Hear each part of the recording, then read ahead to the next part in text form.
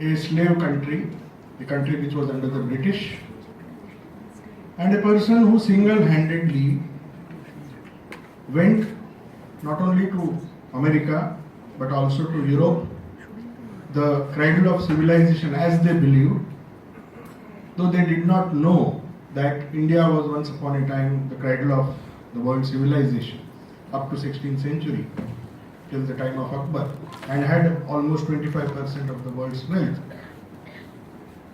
But we had forgotten that.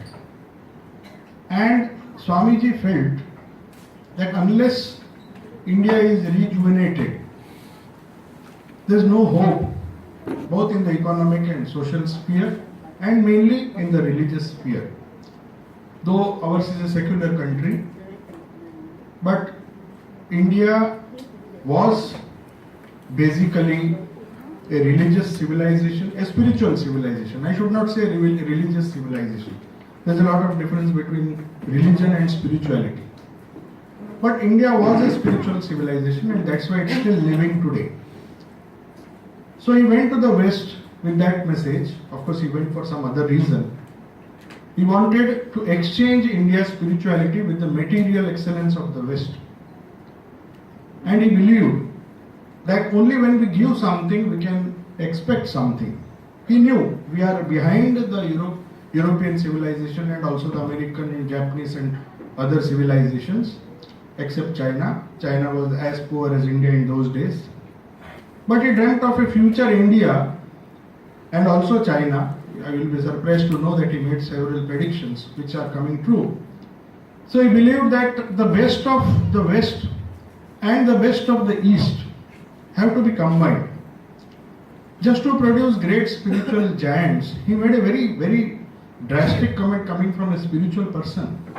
He said, to produce a few spiritual saints, why should millions of Indians suffer hunger and poverty for centuries?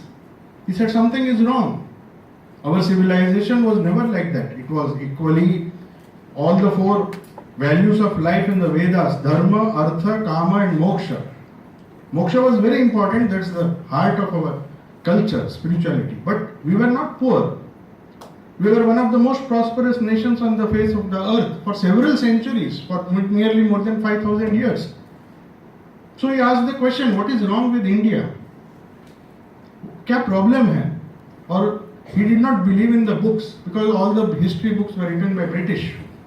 Had a one-sided view of India, that India is a backward country full of thieves and uneducated people and so many strange theories, because they wanted to continue their rule in India, which they did for 200 years. Before that, the Mughal Empire ruled for several centuries.